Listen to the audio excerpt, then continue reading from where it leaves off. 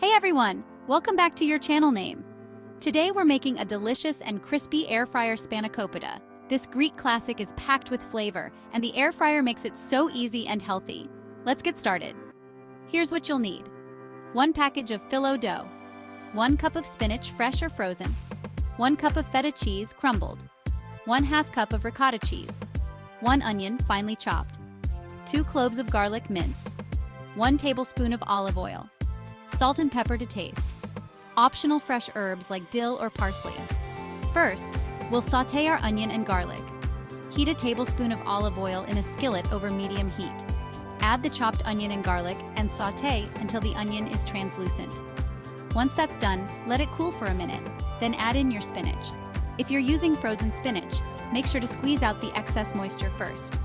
Now, in a large bowl, combine the sautéed mixture with feta cheese, ricotta, and any fresh herbs you're using. Season with salt and pepper to taste. Mix it all together until everything is well combined. Now for the fun part. Take your phyllo dough and carefully unroll it. It can be a bit tricky, but don't worry. Just keep it covered with a damp towel to prevent it from drying out. Lay out 1 sheet of phyllo, brush it lightly with olive oil, and place another sheet on top.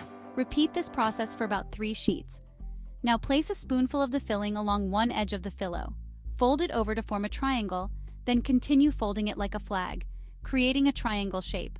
Keep folding until you reach the end. Preheat your air fryer to 375 degrees Fahrenheit. Lightly brush the tops of the spanakopita with olive oil and place them in the air fryer basket in a single layer. Air fry for about 10 to 15 minutes, or until they're golden brown and crispy. And there you have it, golden crispy air fryer spanakopita ready to serve. These are perfect as appetizers or a tasty snack. Let's give it a taste. Wow, the crunch, the flavor, it's amazing!